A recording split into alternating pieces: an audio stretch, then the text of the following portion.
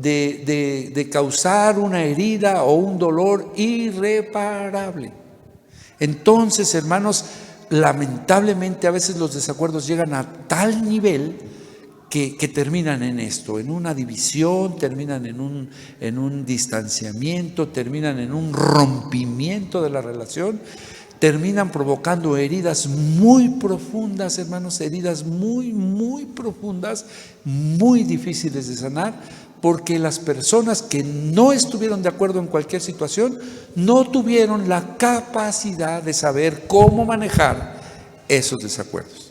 Nada es más común en la vida, hermanos, y en las relaciones humanas que las diferencias de opinión. Nada es más común. Lo más natural es que en las relaciones humanas y sociales haya diferentes opiniones. Cada uno de nosotros somos seres pensantes. Cada uno de nosotros somos seres independientes, hermanos. Somos únicos, somos irrepetibles. Dios nos hizo exclusivos a cada uno de nosotros, y cada uno de nosotros es responsable de elegir, de dirigir su manera de pensar y de actuar, hermanos. Podemos tener puntos de vista diferentes, aunque tengamos raíces culturales y compartamos responsabilidades similares y tengamos raíces culturales iguales. Aún así podemos tener diferencias de opinión, aun cuando tengamos metas comunes. No todos y no siempre estaremos de acuerdo en todo. Esa es una realidad. Entonces, la premisa de este mensaje, hermanos, es que particularmente los cristianos debemos aprender a resolver nuestros desacuerdos. Esta es la premisa, esta es la proposición de este mensaje. Los cristianos debemos aprender a resolver nuestros desacuerdos, porque los creyentes, hermanos, hemos sido llamados a mantener la unidad en la iglesia, en la familia, en la sociedad. La división es perjudicial, hermanos. Por eso nosotros debemos aprender a resolver nuestros desacuerdos. Y hay recursos que Dios da. Hoy los vamos a ver. La Biblia habla de los recursos de Dios para los creyentes, para los cristianos, que nos van a ayudar a resolver nuestros desacuerdos. Entonces, en esta mañana y en este mensaje vamos a ver 3 ejemplos. Hay muchos, pero yo me di la tarea de escoger 3 ejemplos de cómo los autores bíblicos nos hablan de personas que lograron resolver sus desacuerdos, hermanos, de manera que terminaron siendo bendición, no división, no destrucción, no separación, no rompimiento. Esos desacuerdos de los ejemplos que vamos a ver hoy terminaron siendo bendición para las personas. Eso es lo que Dios quiere que nosotros aprendamos el día de hoy. Entonces, vamos a ver 3 de estos ejemplos. Mire, vamos al primer ejemplo. Yo quiero que vaya usted conmigo al primer ejemplo. Y este es un ejemplo bíblico de cómo resolver un desacuerdo en el ministerio, en el servicio que le damos a Dios. Porque la falta de acuerdo en el ministerio, hermanos, se debe evitar. Hasta donde sea posible se debe de evitar que en una iglesia existan desacuerdos entre los miembros de la comunidad, entre los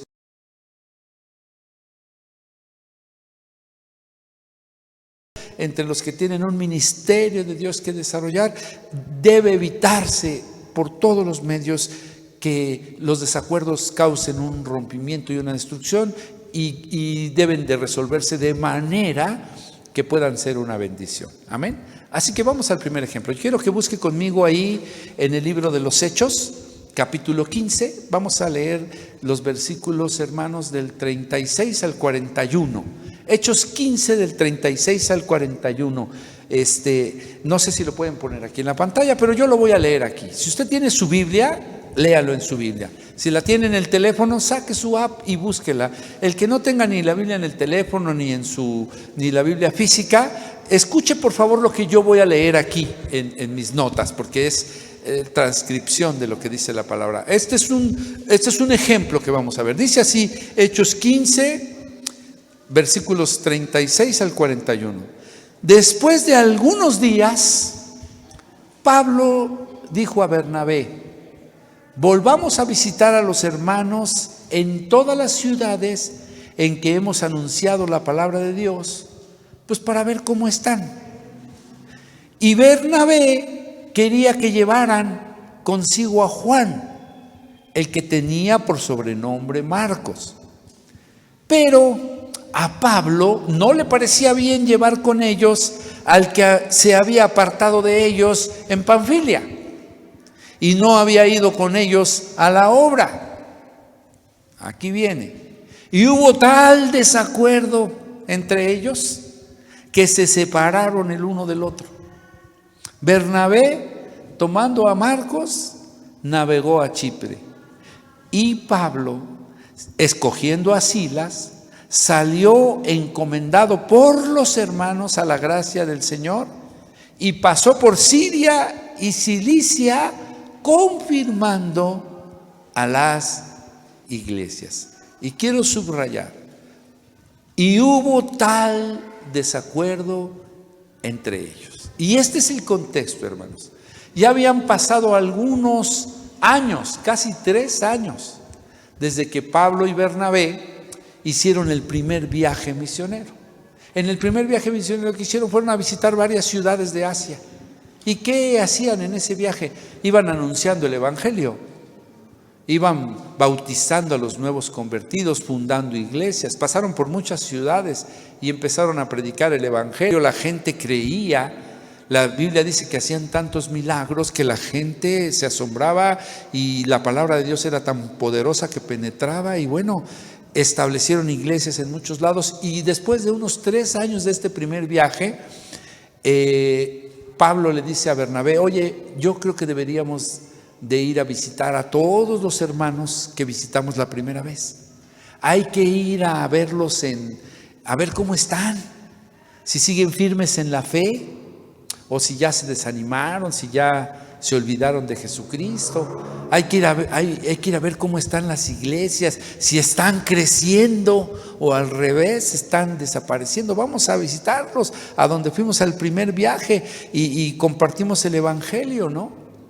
Y Bernabé le dice: oye, sí, yo creo que sí deberíamos de hacer eso. Hay que ir a visitar todos los lugares que fuimos la primera vez.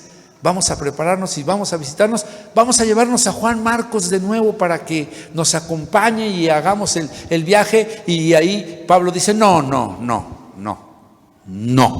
A Juan Marcos no. Y Bernabé le dice: oye, ¿pero por qué no? Pues porque en el primer viaje nos abandonó a la mitad.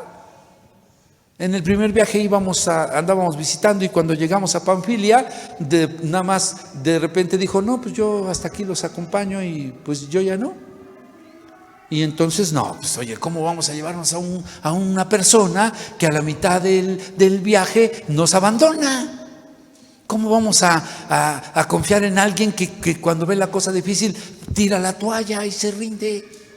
¿Cómo vamos a llevarnos a alguien que no es formal, que no es constante, hombre, que a las primeras de cambio se nos raja? No. A este chamaco no nos lo llevamos. A Juan Marcos no nos lo llevamos. Y Bernabé le dice: oye, Pablo, pero pues mira, fue hace 3 años. Pues es joven, tú sabes cómo son los jóvenes, hombre. Pues es medio titubeante, hombre. A veces quiere y a veces no. A veces está de buen ánimo y a veces está enojado y a veces está dispuesto y a veces no. Ya es como son los jóvenes. Pero mira, tiene dones, es buen chico. Vamos a darle una oportunidad. Y Pablo dice: no. Y Bernabé le dice: oye, piénsalo, pues si nos puede ser útil, hombre, vamos a darle un chance. No. Pues Bernabé dice: oye, no seas así, yo quiero que nos lo llevemos. Pues yo no. Pues yo sí, pero yo no. Hubo tal desacuerdo por este muchacho. ¿Quién era Juan Marcos, hermanos? Juan Marcos era un jovencillo, hijo de una mujer muy importante en Jerusalén. Su madre de Juan Marcos se llamaba María. María era una de las seguidoras de Jesucristo, lo siguió hasta la cruz del Calvario y después lo siguió a la tumba y era una de las mujeres que seguían a Jesús por todos lados. María era de una clase más o menos acomodada, Los estudiosos piensan que fue en la casa de María y la mamá de Juan Marcos a donde se celebró la última cena del Señor. Algunos piensan que es en la casa de María y de Juan Marcos a donde llegó el advenimiento del Espíritu Santo, en la casa de ese aposento alto. Le llamaban la casa del aposento alto porque era un casón de 2 pisos. Y los estudiosos dicen que se trata de la casa de María y de Juan Marcos. Entonces este muchacho en realidad se llamaba Juan, su nombre hebreo era Juan y tenía un sobrenombre. O sea, en el primer siglo era común que la gente tuviera un sobrenombre, pues para los negocios, para como era conocido. Su sobrenombre era Marcos, pero su nombre hebreo era Juan. La Escritura dice, hermanos, que Bernabé era su tío. Colosenses capítulo 4, versículo 10 dice que Juan Marcos era sobrino de Bernabé. De tal manera, hermanos, que Bernabé lo conocía de todo el tiempo. Si era su tío, tenían una relación familiar, lo conocía de todo el tiempo. Y Bernabé le decía a Pablo: oye, mira, este chico tiene dones. Este chico tiene algo de Dios, hombre. Sí se equivocó, sí nos abandonó, sí pues le dio miedo y titubeó, pero vamos a darle una oportunidad. Y Pablo decía: no. Quizás el apóstol Pablo, hermanos, estaba siendo celoso porque se acordaba de las palabras, o recordaba o había escuchado las palabras de Jesucristo que decía: ninguno que siendo llamado y poniendo sus manos en el arado mira hacia atrás es digno del reino de los cielos. Es decir, Dios quiere que seamos constantes. Y el libro de los Hechos nos revela a este joven Juan Marcos. Lo vemos en la narrativa de Hechos aquí y allá, en muchas cosas, pero no comprometido con nada seriamente, sino que ahí presente, eso sí, presente, pero no con un compromiso serio, hermanos, con alguna de las cosas. Pero obviamente, hermanos, su tío Bernabé sabía que tenía dones, sabía que tenía cosas importantes, hermanos, que darle al Señor. Y aunque había fallado, Bernabé le quería dar una segunda oportunidad y Pablo no. Entonces la Escritura dice: hubo tal desacuerdo entre ellos que se separaron. Y mire, yo les pregunto, ¿cuál de estos 2 hombres tenía razón? ¿Pablo o Bernabé? ¿Quién tenía razón, hermanos? Usted piénsele, ¿quién de los 2 tenía razón? Porque estaban en un desacuerdo, tenían puntos de vista diferentes. Uno decía: no podemos llevarnos a alguien que nos abandona a la mitad. Y otro decía: sí debemos llevárnoslo y merece otra oportunidad. ¿Quién de los 2 tenía razón, hermanos? Porque es interesante, es un desacuerdo común. No estaban en una situación complicadísima, simplemente tenían un desacuerdo. Y la pregunta es: ¿quién tenía razón? ¿Quién de los 2 tenía razón? Y mire, hermanos, este es un caso que la Escritura, este desacuerdo ha provocado también muchos desacuerdos en cómo interpretar este pasaje. Este desacuerdo provoca un montón, porque si yo ahorita les pregunto, a algunos me van a decir: no, está bien, ¿para qué se lo lleva? Y otros van a decir: no, pues hay que darle una oportunidad. Este desacuerdo, hermanos, ha provocado muchos desacuerdos entre los teólogos y los que predicamos la palabra. Pero este caso es uno de esos extrañísimos casos que hay, de los poquitísimos casos que existen en donde ambos tenían razón. Y eso es bien difícil, ¿eh?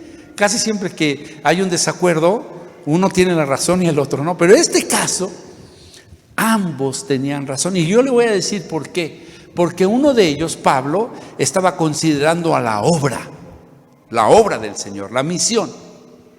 Y Pablo sabía, hermanos, que la obra es exigente, hermanos.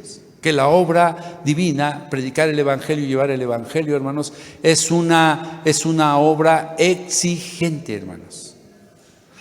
Y Pablo sabía que para la obra del Señor se necesita determinación, hermanos. Se necesita valor, constancia. Se necesita una serie de atributos, hermanos, porque el Señor Jesús le había enseñado a los discípulos: ninguno que habiendo puesto su mano en el arado voltea hacia atrás es apto para el reino de los cielos, según Lucas 9:22. El Evangelio de Cristo es exigente, hermanos, y aquellos que se dedican a él deberían de estar preparados para llevarlo a cabo hasta el final, hermanos. La obra de Dios es intensa.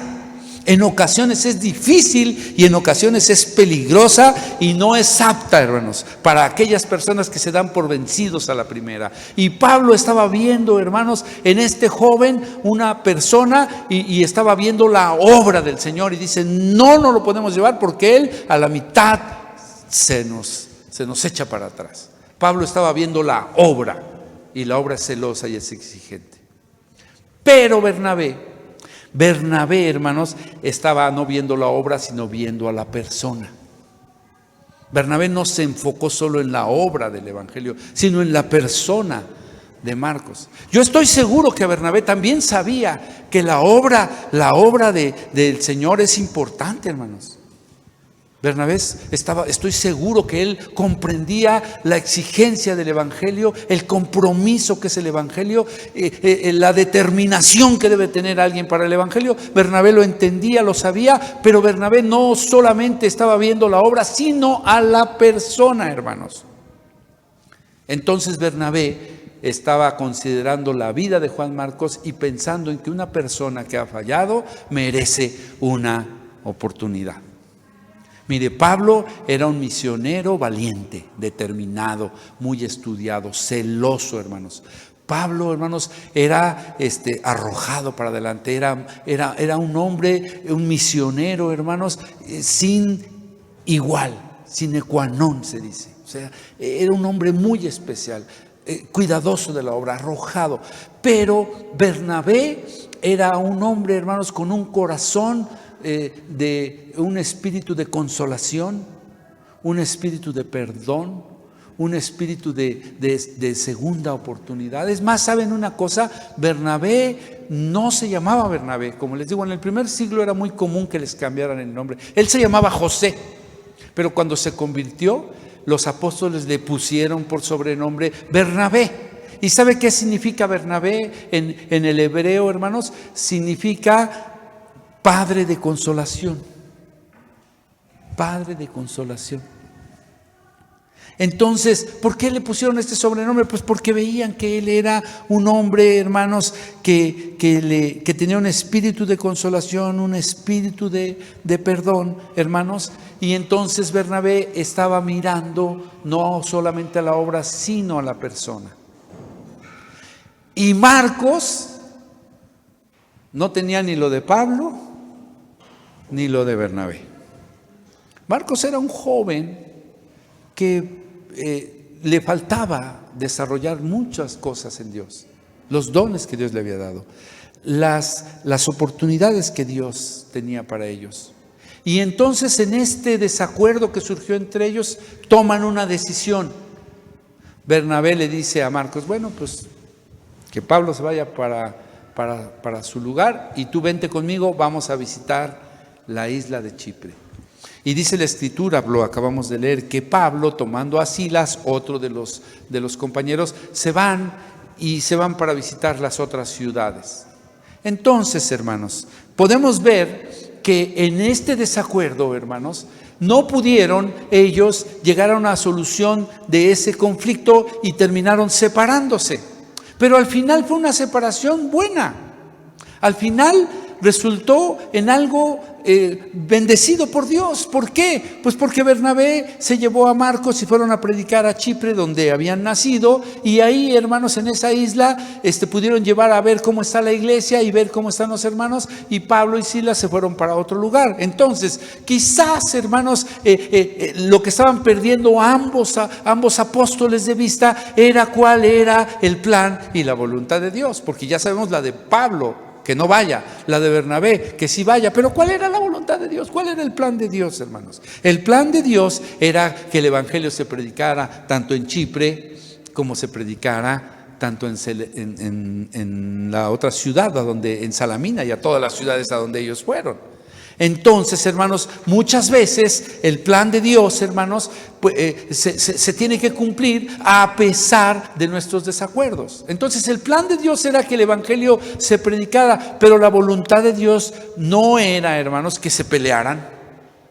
Pablo y Bernabé, esa no era la voluntad de Dios. La voluntad de Dios no era que fueran muy agudos, muy hirientes en su enojo, muy severos en su enojo, en su desacuerdo. Él no quería que terminaran, hermanos, en una disputa de división, de rompimiento de las relaciones. Cuando uno no tiene cuidado en manejar los desacuerdos pueden llegar a grandes dificultades y a una tremenda división y a una separación permanente de las relaciones que hay entre las personas, hermanos. Y lo que Dios quería es que el evangelio se predicara, pero no quería que ellos se pelearan. Podían haber llegado al acuerdo de decir, oye, pues yo me voy con Silas y tú vete con Marcos y vamos a predicar el evangelio en todas partes, ¿verdad? Entonces, el apóstol, en medio de su celo por la iglesia, hermanos, Dios tuvo que tratar con Pablo. Dios tuvo que, a lo largo de los años, y lo podemos ver en sus cartas, lo podemos ver en los relatos del apóstol, Dios tuvo que hacer una obra en el trato y en el carácter y en la manera de que Pablo veía no solo a la obra sino a las personas. Y muchos años después, hermanos, muchos años después, podemos ver un cambio en la vida del apóstol Pablo, un cambio real. ¿Por qué, hermanos? Porque muchos años después, muchos años después, él le escribió a los Gálatas y les dijo, miren, Gálatas, si os mordéis y os coméis, mirad que no os consumáis. Qué interesante, eso dice Gálatas 5:15. Dice, si hay un desacuerdo entre ustedes, si hay un enojo entre ustedes, si va a haber una diferencia entre ustedes, hay que tener en cuenta que esta diferencia no nos destruya, no nos separe irremediablemente, que no impida que el plan de Dios en la vida de la iglesia se cumpla. Que este desacuerdo que pudiera haber entre nosotros no sea destructivo, sino constructivo. Entonces el apóstol le dice a los Gálatas, cuando llegue a haber este desacuerdo, tengan en cuenta no destruirse y no consumirse, aunque estén en desacuerdo y estén molestos unos con otros.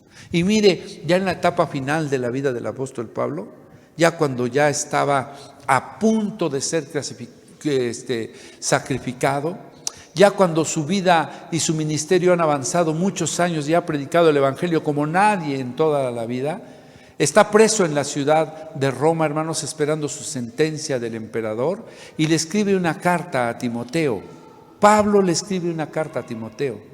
Y en esa carta, que es la segunda y la última que escribió el apóstol, la segunda carta que el apóstol le escribe a Timoteo, en el capítulo 4, que ya es casi al finalizar la carta, le dice a Timoteo, solamente Lucas, el doctor Lucas, el que escribió el libro de los Hechos, solamente Lucas está conmigo aquí en Roma. Todos los demás se han ido, solo Lucas está aquí. Por favor, le dice a Timoteo, toma a Juan Marcos y tráelo contigo. Toma a Juan Marcos y tráelo, porque me es útil para el evangelio. Tuvieron que pasar muchos años. Dios tuvo que tratar el corazón de Pablo, hermanos. Y un tiempo pensó que Juan Marcos era un inútil para el evangelio, que no servía para el evangelio, por timorato, por temeroso, hermano, por miedoso, por inconstante, por ser de doble ánimo, hermanos, por cobarde, si usted le quiere llamar. Y un tiempo Pablo pensó, este es un inútil, no es apto para el evangelio. Pero Dios tiene que tratar en la vida de Pablo. Tiene que haber una conversión en la vida de Pablo. Tiene que mostrarle la misericordia y la gracia de Dios para las personas que predican el evangelio. El celo por el evangelio es correctísimo en Pablo. Eso es algo admirable en él. Pero no puede uno perderse en él a consta de lo que pueda pasar en la vida de nuestro hermano. Y Dios hizo un cambio en la vida del apóstol Pablo. Y al final le dice a Timoteo: quiero que traigas a Juan Marcos, porque me es útil para el Evangelio. Ah, qué bonito, ¿verdad? Y mire usted el corazón de Bernabé. ¿Qué piensa usted de Bernabé, hermanos? ¿Qué piensa usted de Bernabé? Bernabé, hermanos, cuando Pablo le dijo no, Bernabé dijo: caray, es un joven. Sí se equivocó, sí la regó, sí falló, pero merece otra oportunidad. ¿Y quién de nosotros aquí? ¿Quién de nosotros no se ha equivocado? ¿Quién de nosotros no le ha dado la espalda al Evangelio en algún momento de su vida? ¿Quién de nosotros, hermanos, desde que nos convertimos al Señor y Dios hizo la obra en nuestras vidas, no ha tenido un titubeo, no ha tenido un paso hacia atrás, no ha dado una vuelta en sentido contrario, no se ha equivocado, no se ha caído, o no se ha resbalado, o alguien lo ha tirado? ¿Quién de nosotros? Pero gracias a Dios, hermanos, que hay personas como Bernabé, que movidas con el corazón de Dios, están dispuestos a darnos otra oportunidad. Ah, qué hermoso, ¿verdad? ¿Quién no ha necesitado una segunda oportunidad? O a lo mejor una tercera, o una cuarta, hermanos. Hay quien ha necesitado una quinta, porque el ser humano, como repito, hermanos, tiene su propia personalidad. ¿Sabe usted, hermanos, esta acción de Bernabé habla del corazón de Dios para sus hijos, habla del sentir de Dios para la gente, y es un Dios de oportunidades. Amén, hermanos. Y ¿sabe una cosa? Después de que Bernabé llevó a Juan Marcos a hacer ese segundo viaje, y Juan Marcos pudo madurar espiritualmente, en conocimiento, se pudo hacer más firme, con una convicción mejor, una identidad más clara en Dios. Cuando regresó, hermanos, de los viajes misioneros, escribió el Evangelio según San Marcos. Pero si no me hubieran dado esa oportunidad, si no hubiera recibido esa oportunidad, no escribe el Evangelio. ¿Saben ustedes cuál fue el primer Evangelio que se escribió? No fue Mateo, aunque está primero. El primer Evangelio que se escribió es el Evangelio de Marcos. ¿Y sabe quién lo escribió? Juan Marcos. ¿Y sabe por qué lo escribió? Porque recibió una segunda oportunidad de Dios. Y porque al final Dios, hermanos, con gracia, con misericordia, nos hace entender, nos hace cambiar y resolver nuestros conflictos de manera que no causan división, sino bendición. Amén. ¿Cuántos le dan gracias a Dios por las oportunidades que Dios nos ha dado? ¿No? Levante su mano. Gracias a Dios, ¿verdad? Por la segunda, por la tercera. No vaya usted a decir, y las que faltan, No, ya compóngase, por favor, hermanos. O sea, ya madure, ¿verdad? Ya, no es decir, no, yo le doy gracias a Dios por las 8 oportunidades y las que faltan. No. Ya madure, hermanos, ya, compórtese, ¿verdad? Esta es una manera, este es un ejemplo. Vamos a ver un segundo ejemplo, hermanos.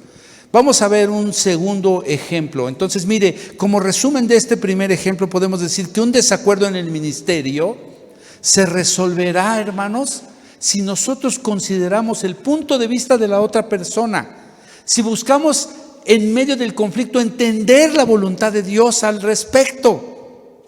Se resolverá, hermanos, sin lastimarnos, sin dividirnos, sin separarnos. Tendremos la oportunidad, hermanos, de llegar a un acuerdo que beneficie al reino de los cielos. Es decir, en lugar que sea un desacuerdo de destrucción, va a ser un acuerdo de bendición. Amén, hermanos. Vamos a un segundo ejemplo. Y el segundo ejemplo es cómo resolver un desacuerdo en la familia. El primer ejemplo fue cómo resolver un desacuerdo en el ministerio. Pero ahora vamos a ver cómo resolver un desacuerdo en la familia. ¿O en la familia no hay desacuerdos, hermanos? Claro que los hay.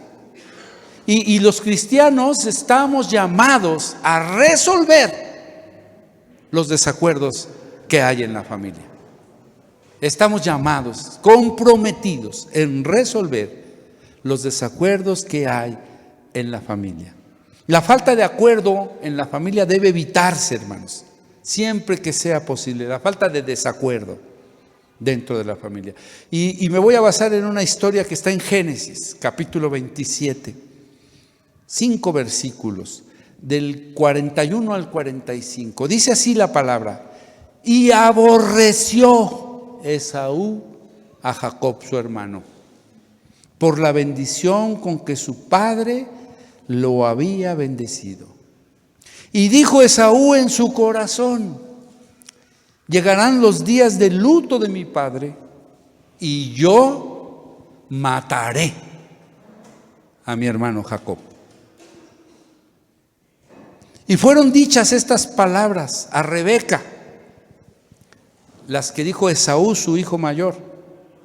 Y ella, Rebeca, envió y llamó a Jacob, su hijo más chico, y le dijo: he aquí tu hermano está sin consuelo acerca de ti, y tiene la idea de matarte. Ahora pues, hijo mío, obedece mi voz, levántate y huye. Vete a la casa de Labán, mi hermano, allá en la provincia de Harán, y estate con él algunos días, hasta que el enojo de tu hermano se apacigüe. Mire qué historia, hermanos. 2 hermanos. Y vea usted cómo dice el versículo que leímos: y aborreció Esaú a Jacob por la bendición que Jacob le robó, porque su padre se la dio, pero Jacob se la robó. Y dijo Esaú en su corazón: nada más deja que mi papá se muera. Deja que mi papá se muera. Y yo mismo, dice aquí, y yo mismo mataré a mi hermano Jacob. Estaba enojado, ¿no, hermanos? Súper enojado. Jacob era un tramposo, hermanos. Jacob engañó a Isaac, hermanos. Le robó la bendición a su hermano por un plato de lentejas. Y por tramposo, porque las lentejas estaban bien, lo que estaba mal era la trampa, ¿verdad? Y dice que se fue con su papá, y como su papá ya no veía muy bien, y dijo, ya, Isaac dice: ya estoy a punto de morir, vayan por mi hijo mayor, que es Esaú, le voy a dar la bendición. Y lo manda, su mamá le dice: ve a cazar algo para que tu papá coma, y entra Jacob, y aquí estoy, dame la bendición. Y dijo: ¿quién eres? Y Jacob dijo: pues soy Esaú. Y como ya no veía a Isaac, le dijo: ah, caray, pues te oyes como Jacob. Sí, pero soy Esaú. A ver, acércate. Y dice que Esaú era velludo y Jacob lampiño. Y entonces lo toca y dice: pues sí, tienes la piel de Esaú, pero tienes la voz de Jacob. Sí, pero soy Esaú, bendíceme, bendíceme. Y entonces Isaac, hermanos, lo bendice. Y la bendición del padre, del patriarca, nos representaba 1000 cosas en Dios. No solamente posesiones de tierra, sino la línea directa de bendición de Dios en él. Y entonces lo bendice, y claro que cuando Esaú regresa de la casa, prepara la comida, la lleva con su papá y le dice: he traído la comida y quiero que comas y quiero que me bendigas, ya estoy listo. Y le dice su papá: pero ¿cómo te voy a bendecir si ya te bendije hace rato? Dijo: no, si yo andaba en la casa. Dijo: pues alguien vino y dijo que eras tú y yo ya lo bendije. Dijo: pero ¿cómo? Pues ha de haber sido mi hermano. Y investiga: ah, pues fue Jacob. No, pero no, bendíceme a mí, yo soy Esaú. ¿Y qué le dijo Isaac? Ya no tengo más bendición que darte, ya se la di a tu hermano. Y entonces se enoja, dice: ¿cómo? ¿acaso ya no me puedes bendecir? Y me dijo, no, ya se la di a tu hermano. Y ahí es donde entra este contexto. Se súper enojó, hermanos. Se enojó contra su hermano. ¿Y qué dijo? Nada más que mi papá se muera. Nada más que se muera. Yo lo voy a matar por tramposo. Lo voy a matar por gandalla, por abusivo. Lo voy a matar porque se pasó de listo. Y hermanos, y claro, cuando se entera la mamá, que fue la que urdió el plan, dice, no, cálmate, que aquel está enojadísimo. ¿Sabes una cosa? Vete a la casa de tu tío. Córrele, córrele, córrele, porque tu papá ya está a punto de morir. Ve a casa de tu tío, ve a casa de tu tío. Y cuando estés allá en casa de tu tío, espérate unos cuantos días allá, en lo que se le baja el coraje a tu hermano. ¿Sabe cuántos años estuvo Jacob con Labán? ¿Quién sabe? 14 años. 14 años, hermanos, allá con el Jesús en la boca, ¿verdad? Decimos aquí, ¿no? Allá que mi hermano, ¿no? Ya se había muerto su papá. No, si regreso, pues ya sabía cómo le iba a ir, hermanos. 14 años allá por tramposo, por embustero, hermanos, porque se pasó de listo con su hermano. Y su hermano acá, 14 años, hermanos, viendo cómo la bendición de Dios se había ido por otro lado y había sido usurpado y abusado por su hermano, y no podía y no quería, hermanos, su corazón no podía sanar ese agravio que le había hecho su hermano.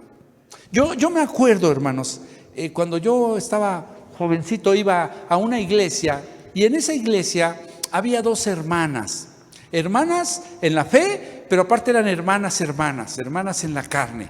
Una se llamaba Berta y la otra se llamaba Socorro. Entonces la hermana Berta y la hermana Socorro eran hermanas y eran congregantes de la congregación.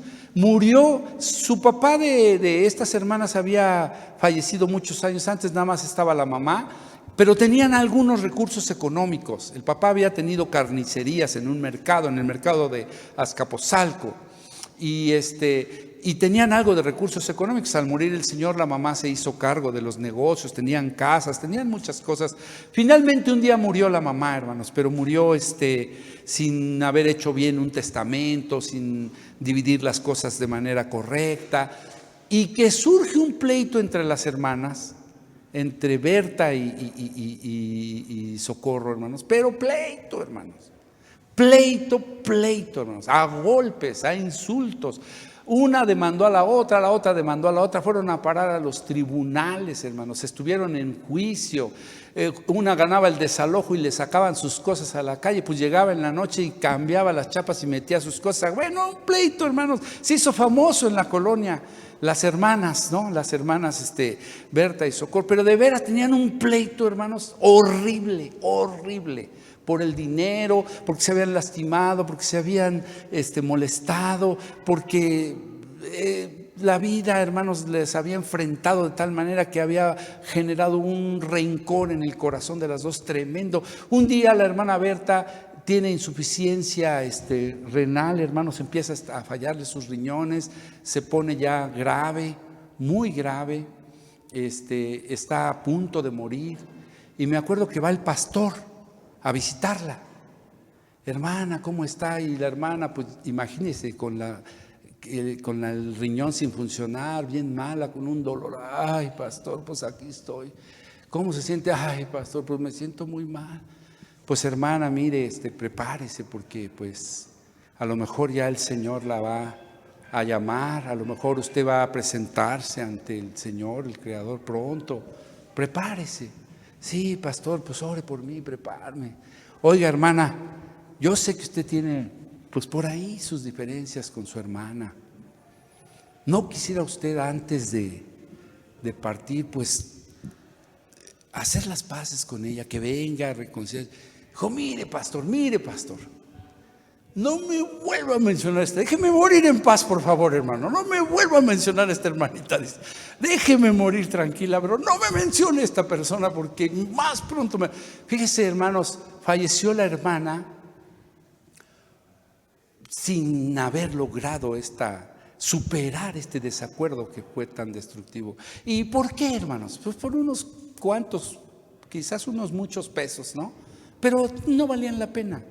Pues mire, la situación de esta familia de Esaú y de Jacob era muy parecida, hermanos. Pasan 14 años, Jacob decide regresar, ya para esto está casado, ya tiene hijos, tiene posesiones, tiene muchas cosas, pero tiene que regresar a su lugar y tiene temor, hermanos, y viene camino para acá, hermanos, y sabe que se va a enfrentar a su hermano, y sabe, hermanos, que puede haber un gran problema. Y cuando llegan a los límites de las propiedades de Esaú, su hermano, ahí dice que acamparon una noche, y acampa ahí Jacob, y le dice a su esposa y a sus esposas, tenía 2 esposas, y a sus hijos le dicen: ¿saben qué? Llévenle estas cosas a mi hermano, llévenle todos estos presentes, llévenle estos animales, esta comida, este oro, díganle que pues aquí estoy, ¿verdad? Y vayan adelante, vamos a ver cómo lo recibe, qué es lo que pasa, y con esa tremenda expectativa. Pero mire, dice, vaya usted conmigo, Génesis 33, versículo 4, hermanos. Génesis 33, versículo 4. Jacob está muy temeroso, ha actuado mal, ha ofendido a su hermano, se ha pasado de listo, se ha pasado de listo con él. Merece, hermanos, un trato tremendo. Pero mire cómo dice Génesis 33, 4. Pero Esaú corrió a su encuentro. 33, 4. Corrió a su encuentro y lo abrazó y se echó sobre su cuello y lo besó y lloraron. ¿Sabe usted, hermanos, que el elemento más eficaz, la resolución más eficaz de los desacuerdos es el perdón? Amén. Es el perdón. A veces uno comete grandes errores y sin querer lastima a las personas. Y a veces lastima uno a las personas que uno más quiere. A veces lastima a las personas que más lo quieren a uno. Es el caso de un hijo que, sin entender el amor de los padres, les propina un dolor que les rompe el corazón. O al revés. A veces somos los padres los que hemos lastimado tanto a nuestros hijos, hermanos. Les hemos fallado en tantas formas y de tantas maneras que hemos provocado un dolor muy profundo en el corazón de las personas. A veces es el asunto entre hermanos de sangre, como Jacob, como Esaú. Y no se trata de quién se pasó de listo y quién no, quién tiene la razón y quién no. Porque deja de ser relevante. Lo verdaderamente relevante es que sus relaciones están destruidas. Lo verdaderamente relevante es que sus relaciones están rotas. Y que el llamado de Dios para su vida no se puede cumplir, hermanos. ¿Por qué? Porque hay algo en nuestro pasado, en nuestra acción, en nuestra forma de actuar, que ha contribuido a que esa ruptura, hermanos, nos provoque un dolor tan profundo que pareciera imposible de resolver. Este era el caso de Esaú con Jacob. Este es el caso de las hermanas que les platiqué. Nuestra hermana, porque son nuestras hermanas en la fe. Ya las dos están en la presencia del Señor. Una es la hermana Berta, otra la hermana Socorro, que no pudieron resolver estas situaciones. A lo mejor la situación puede ser entre la suegra y la nuera, entre el yerno y el suegro, entre cuñados, entre hermanos, entre concuños. A lo mejor es entre hermanos o entre hermanas. A lo mejor es entre hermanos carnales o entre hermanos espirituales, ¿no? A veces ve usted llegar a un hermanito y siente que por aquí le da un dolor como si le hubiera dado un gancho al hígado, ¿no? Ay, este hermanito, y hasta se voltea, ¿no? Para decir, no lo vi. No lo vi, ¿no? O lo ve usted que viene por allá de frente, viene usted caminando y ve a la hermanita que viene por allá, y la hermanita otra va para allá y se miran y ay, viene la hermana. Yo como que no la vi. hermanos, son situaciones que se generan en nuestra vida y que rompen nuestras relaciones. A veces nos hemos pasado de listos entre nosotros, unos con otros. Esa es la realidad. ¿Para qué nos hacemos tontos? Iba a decir tarugos, pero esas palabras aquí no se usan, ¿verdad? Entonces, ¿para qué nos hacemos tontos? Como dice la Chimoldrufia, ¿no? Nos hemos ofendido, nos hemos lastimado, nos hemos desairado, nos hemos pasado de listos unos con otros y nos hemos lastimado a tal grado, hermanos, que las relaciones se han roto. A veces el agravio es tan fuerte que uno quisiera matar a la otra persona y tal vez lo merece. Pero Dios, hermanos, tiene un recurso del cielo. Dios tiene un recurso del cielo, así como vimos en el otro ejemplo, el recurso de la gracia, de la misericordia, de la segunda oportunidad. El recurso que Dios tiene en esta hora es el recurso del perdón, porque el perdón, hermanos, sana las heridas. El perdón, hermanos, es como una lluvia fresca. Fíjese bien, el perdón es como una lluvia fresca que baja del cielo y moja una tierra seca. Una lluvia fresca que moja una tierra seca. Y el perdón bendice de dos maneras. Bendice al que lo da y bendice al que lo recibe. Esto es lo que experimentó Esaú al ver a su hermano. Y cuando lo vio, dice la Escritura, corrió hacia él y lo abrazó. Y se echó en su cuello y lo besó y lloraron juntos y sus corazones sanaron para siempre. ¿Qué se necesita, hermanos? Perdón. ¿A usted alguien le ha provocado un dolor profundo? ¿Alguien lo ha lastimado? ¿Alguien, hermanos, le ha provocado esta sensación tan de que se rompe el corazón por dentro? Solo hay un recurso y viene de Dios como la lluvia viene del cielo y bendice de dos formas. Bendice al que lo da y bendice al que lo recibe. Entonces ese es un recurso y es una manera de resolver los desacuerdos en la familia. Si lo ofendieron, perdone, hermanos, perdone. Y si usted ofendió, pida perdón. Pida perdón. Es sencillo. Se dice sencillo, no es sencillo. Si yo les pregunto, ¿qué es más fácil? ¿Pedir perdón o perdonar? Creo que hoy no vino nadie.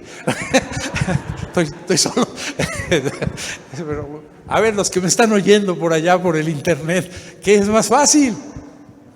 ¿Pedir perdón o perdonar? Miren, hermanos, es igual de difícil.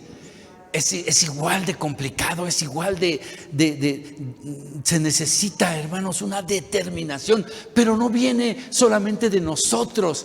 Eso es un recurso que viene de Dios, que viene del cielo. Solamente alguien que nos pudo dar el ejemplo de Jesucristo, porque Jesucristo, cuando lo crucificaron y estando en la cruz, lo primero que dijo es: Padre, perdónalos, no saben lo que hacen. El recurso del perdón, hermanos. Esa es una manera de resolver los conflictos. Vamos a ver rápidamente un tercer ejemplo. ¿Cómo resolver un desacuerdo en la sociedad? Porque ya vimos cómo se resuelve un desacuerdo en el ministerio, cómo se resuelve un desacuerdo en la familia. Ahora vamos a ver cómo se resuelve un desacuerdo en la sociedad. En la sociedad, con el vecino, con el maestro, con el compañero de trabajo, hermanos, con el amigo, con el compañero de la escuela, un desacuerdo en la sociedad. Y vamos a usar, hermanos, porque mire, los desacuerdos en la sociedad deben evitarse, hermanos, en medida de que sea posible, para que nuestras relaciones estén mejores, para que podamos vivir mejores. Vamos a basarnos en el libro de los Reyes, hermanos. Libro de los Reyes, capítulo 3. Vamos a leer desde el versículo 26. Reyes 26. Es una historia bastante interesante, hermanos. Reyes 3, del 16 al 27. ¿Cómo se resuelve, hermanos, un conflicto en la sociedad? Dice la Escritura así: en aquel tiempo vinieron al rey 2 mujeres y se presentaron delante de él. Estamos hablando del tiempo del rey Salomón. Y una de ellas le dijo: ay, Señor mío, yo y esta mujer morábamos en una misma casa y yo di a luz estando con ella en la casa, y aconteció que 3 días después de dar yo a luz, ella dio a luz también a un hijo. Primero de Reyes estoy, y morábamos juntos o juntas. Ninguno estaba en casa, solamente nosotras 2. Y dice la Escritura: y una noche el hijo de esta mujer murió, porque ella se acostó sobre él. Y se levantó a medianoche y tomó a mi hijo de junto a mí, porque yo, tu sierva, estaba durmiendo, y lo puso a su lado. Y puso al lado mío a su hijo muerto. Y cuando yo me levanté de madrugada para dar el pecho a mi hijo, me di cuenta que estaba muerto. Pero lo observé por la mañana y vi que no era mi hijo el que había yo dado a luz. Entonces la otra mujer dijo: no. Mi hijo es el que está vivo y tu hijo es el que está muerto. Y la otra volvió a decir: no, tu hijo es el que está muerto. Mi hijo es el que vive. Y así estaban discutiendo delante del rey. Dice esta historia que las 2 mujeres discutían delante del rey. Y el rey le dijo entonces: esta dice, mi hijo vive y tu hijo está muerto. Y la otra dice: no, el muerto es tu hijo y el que vive es el mío. Entonces el rey dice: pues ¿a quién le hago caso? Esta dice que su hijo es el que murió, ella dice que es lo contrario, no había nadie, no hay testigos, nada más estaban ellos 2, había 2 niños, hay uno muerto, hay uno vivo, los 2 lo reclaman como su mamá. ¿Cómo resolvemos este desacuerdo, verdad? Y entonces el rey dice: bueno, a ver, ya. A ver, traigan una espada. Y las 2 mujeres, ¿no? Traigan una espada y partan al niño por la mitad. Y una mitad se la dan a ella y la otra mitad se la dan a la otra. Y ya, se resuelve el problema. Cada una que se lleve la mitad del niño. Y entonces la mamá dijo: no, señor, no, mi rey, no.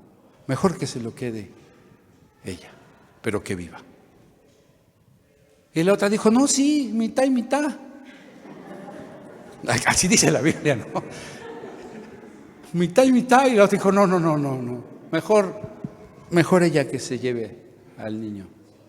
Y dice la Escritura: entonces la mujer de quien era el hijo vivo habló al rey, porque sus entrañas se le conmovieron, y dijo: ay, Señor mío, dale al niño, no lo matéis. Mas la otra dijo: ni a mí ni a ti, que lo partan.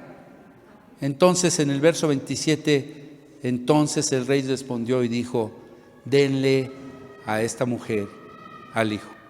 Ella es la madre. Ella no iba a querer que lo mataran. Sabiduría, hermanos.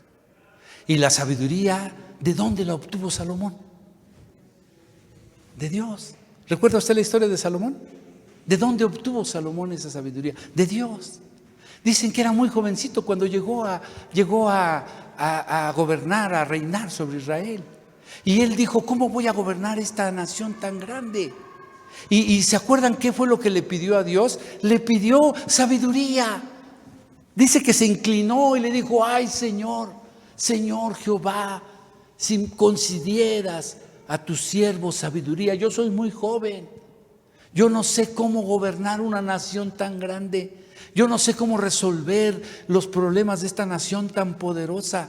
Pero si tú me concedes sabiduría, si tú me das sabiduría, voy a saber cómo resolver estos conflictos. Y el Señor dice que le dio la sabiduría.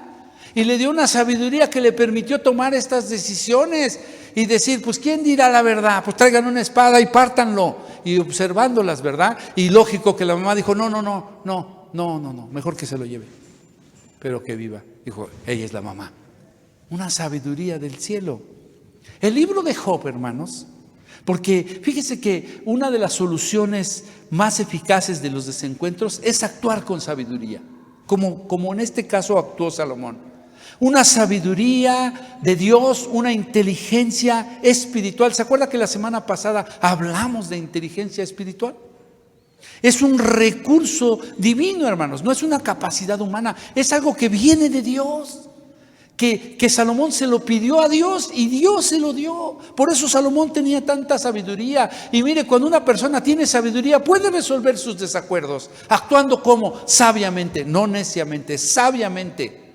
Incluso a veces cediendo, con humildad, con sencillez, pero con sabiduría, hermanos.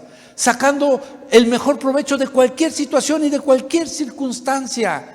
La sabiduría no es algo que se pueda aprender en el aula. Ahí se aprende instrucción, quizás conocimiento, no sabiduría.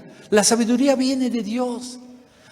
Salomón se lo pidió a Dios y Dios se lo dio. Y mire qué dice Job 38:2. Job pregunta, ¿quién puso la sabiduría en el corazón, hermanos? Job pregunta, ¿quién dio la inteligencia al espíritu? Job se pregunta, hermanos, ¿de dónde podremos obtener este recurso que nos ayude a saber llevar nuestras relaciones de una mejor forma? A saber, hermanos, a tener esa capacidad de ver lo que otros no ven, de discernir, de poder entrar, hermanos, a las profundidades del conocimiento de Dios que nos permiten actuar, hermanos, con rectitud y con sabiduría para resolver las diferencias, que nos dan, hermanos, la humildad que hace que se transforme nuestra vida, como se transformó la de Pablo en el primer ejemplo, como se transformó la de Esaú en el segundo ejemplo. Eso viene de Dios. El apóstol Santiago en el capítulo 1, en el versículo 5 dice, si alguno de vosotros tiene falta de sabiduría, pídala a Dios. Eso dice Santiago 1:5. Si alguno de vosotros tiene falta de sabiduría, pídala a Dios, el cual es abundante para dar y sin reproche. Él se las va a dar. Él nos las va a dar, hermanos. Es una capacidad, hermanos, de discernimiento, es una capacidad de llevar mejores relaciones, es una capacidad de vivir de mejor forma, es una capacidad para enfrentar las diferencias que siempre va a haber en la vida cotidiana. A veces, como les repito, se dan entre las personas que más queremos o las que más nos quieren. A veces se dan entre los hermanos de la iglesia y si no llegamos a resolver estos desacuerdos, hermanos, entonces el plan de Dios no se puede cumplir en la iglesia. No podemos trabajar porque, ¿recuerdan ustedes cómo comenzó esta reflexión? ¿Andarán dos, caminarán juntos dos que no están de acuerdo? ¿Podrán trabajar juntos dos que no están de acuerdo? ¿Podrán vivir juntos dos que no están de acuerdo? Los desacuerdos se tienen que resolver. ¿Cuál es la conclusión de esta reflexión? Y después de haber visto estos 3 ejemplos, hermanos, que la gracia, la misericordia es un recurso para resolver, es un recurso de Dios para resolver los desacuerdos. Que el perdón es un recurso de Dios, hermanos. El perdón y el perdonar es un recurso divino para resolver los desacuerdos. Y que la sabiduría y la inteligencia espiritual que vienen de Dios es un recurso que nos van a permitir tener mejores relaciones entre nosotros, con la esposa, con los hijos, con los hermanos, con los vecinos, con todo mundo, hermanos. Son recursos de Dios y que no se aprenden en la universidad y no se compran en un centro comercial. ¿Cuál es la conclusión? Muchos desacuerdos que hay en la iglesia, muchos desacuerdos que hay en la familia. Y quizás los desacuerdos que hay en la iglesia tienen años y tienen una raíz en cosas insignificantes y han pasado años y no podemos superarlos y no podemos resolverlos. Y a lo mejor esos desacuerdos están en la familia y tal vez también son insignificantes o a lo mejor son muy grandes y el agravio es muy poderoso, como lo que sucedió entre las hermanas que les platiqué, o entre Jacob y Esaú, o como pasa entre padre e hijo, o hija y madre, o entre hermanos y demás familiares. Y todos esos desacuerdos han fracturado las relaciones de la familia. Han fracturado las relaciones de la iglesia. Y ya no se diga en la sociedad y en el mundo, hermanos. Por desacuerdos el mundo está en el caos en que hoy está. Porque los que dirigen este mundo no son capaces de ponerse de acuerdo. Porque están totalmente ausentes de Dios. Y por eso el presidente de un país muy poderoso decide invadir otro país y declararle la guerra, una guerra desigual, una guerra diferente, hermanos. Y los efectos de estas decisiones se reflejan en todo el mundo, hermanos, en la actualidad. Por eso, hermanos, una persona puede andar por las calles caminando armada o con una arma de alto poder y puede ejercer la violencia a su libre gusto sobre cualquier inocente, sobre cualquier persona y ejecutar su voluntad, hermanos, y no es capaz de pensar en los demás y en el mal y el dolor que causa. Una total ausencia de los recursos de Dios, total ausencia de los recursos de Dios. Muchos desacuerdos en la sociedad, en la familia y en la iglesia no se resuelven por necedad, no se resuelven por orgullo, porque somos necios, porque somos orgullosos, hermanos. No se resuelven por ventaja, porque hay muchos de nosotros que queremos sacar la ventaja y queremos tener la razón y somos ventajosos, hermanos.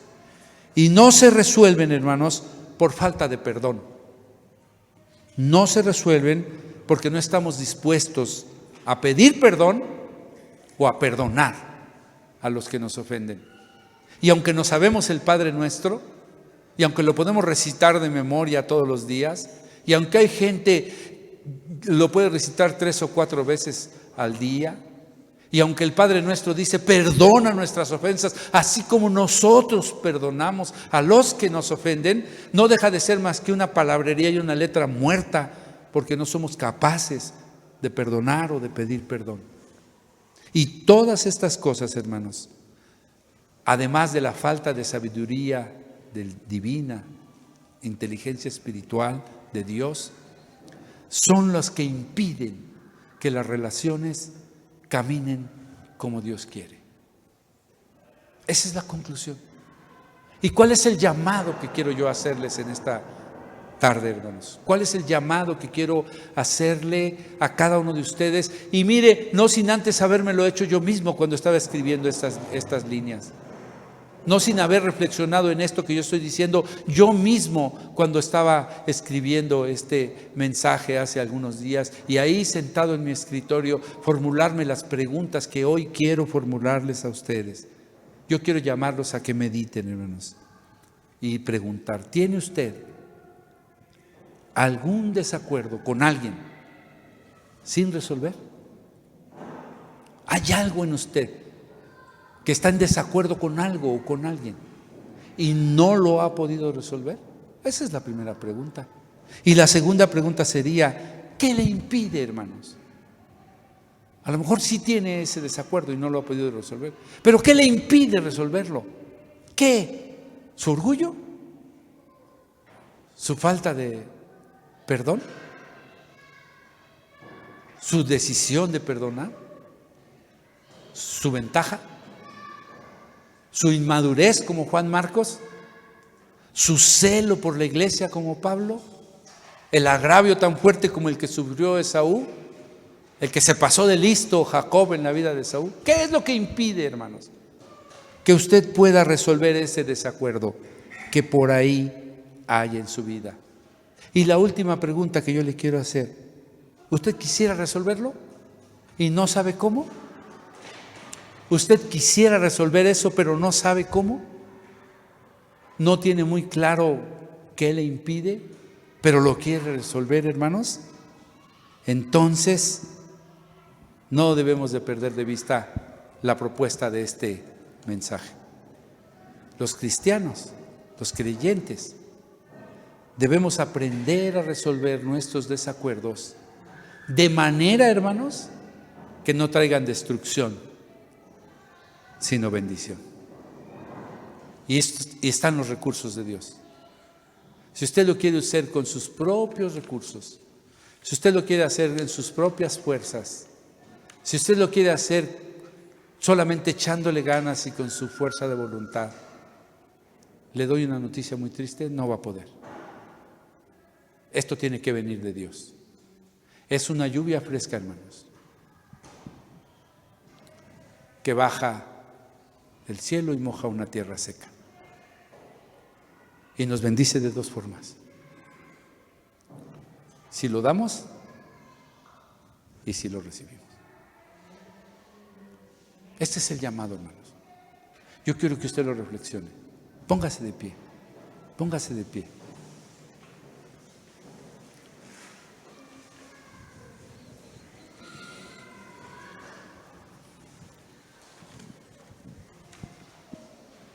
Si ha podido reflexionar esta palabra, hermanos, si usted ha podido reflexionar esta palabra, ¿qué sigue? Una decisión. Una decisión. Si escuchó la palabra, ya escuchó los ejemplos. ¿Qué sigue? Una decisión. Una decisión que nazca del corazón nuestro. El deseo de querer pasar por alto todo lo que nos ha pasado, hermanos. Todo lo que nos ha acontecido. Quiero que sepan que un día cualquiera, hermanos, llegó una persona y me dio un balazo. Sin conocerme. Sin conocerme. ¡Pum! Me dio un balazo aquí. Y le dio otro balazo a mi esposa, a Ana Ruth, y la mató. Y no me conocía. Ni siquiera sé si era un asaltante porque, pues, yo le di lo que me pidió, el dinero, y aún así me disparó.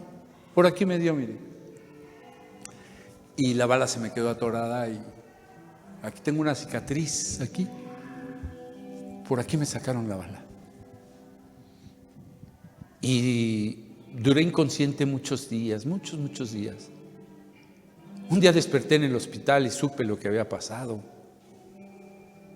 Y algo se rompió en mi corazón. Y pensé como Esaú, que yo voy a buscar a esta persona. La voy a buscar y la voy a matar. Le voy a dar 50 balazos. ¿Por qué me disparó? Tengo una placa de titanio aquí metida, desde mi oído hasta acá. Y tengo 14 tornillos que me sujetan esa placa. Tengo 2 grapas que me sujetan la lengua al músculo de la lengua. Me destrozó la glándula tiroides de este lado. No tengo glándula tiroides aquí. Y no saben ustedes cuánto rencor había en mi corazón. Quería encontrar a este señor y matarlo, hermanos. En las cámaras de video que había fuera de mi casa, ahí quedó grabada la imagen del hombre disparándome. Después de que me dispara, le dispara a Ana Ruth y voltea a ver la cámara y se da cuenta que hay cámara, que lo están filmando.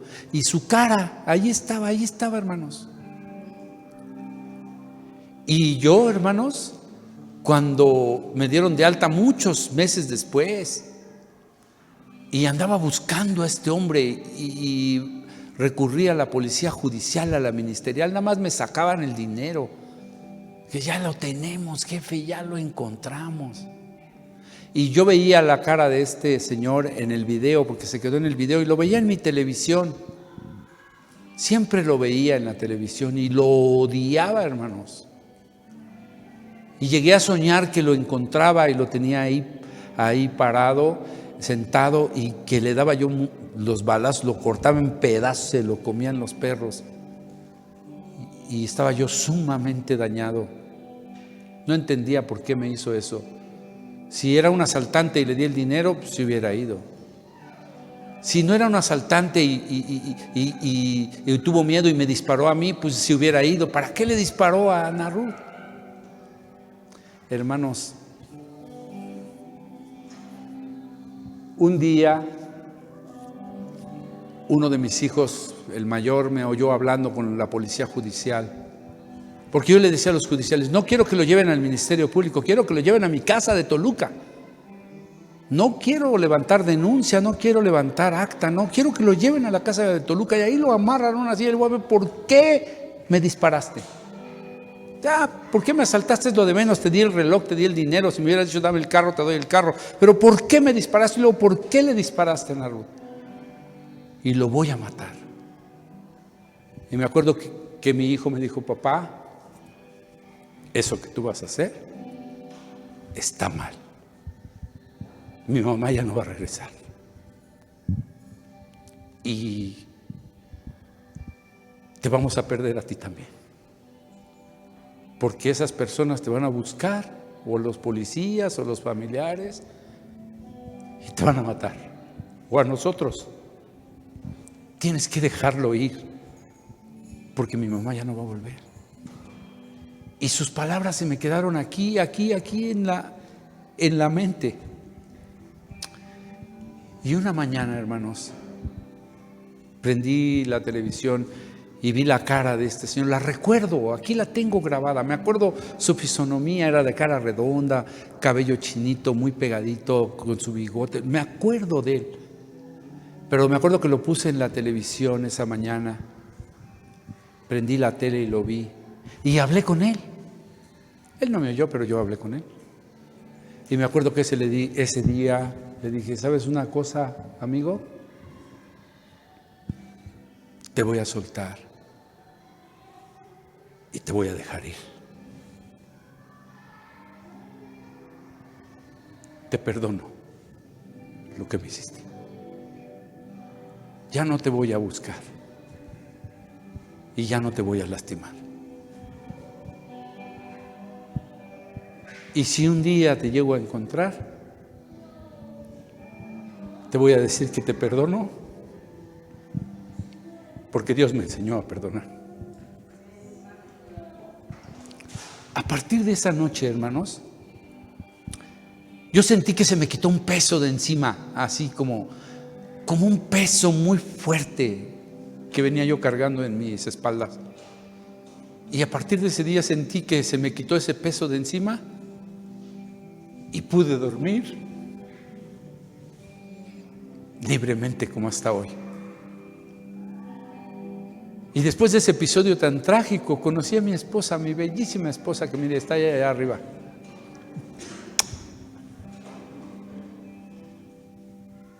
Y Dios me dio una nueva familia, un hijo. Y me dio la bendición enorme de tener un propósito en la vida y un ministerio. Y me puso aquí delante de ustedes para enseñarles que el perdón bendice de dos maneras: al que lo da y al que lo recibe. Así que si a usted alguien le ha hecho un agravio parecido al que le hicieron a Esaú, parecido al que me hicieron a mí, o más grave, tenemos el recurso del perdón. Amén. Por eso quiero preguntar, ¿hay alguien aquí? ¿Hay alguien? Pásate. Dios te bendiga.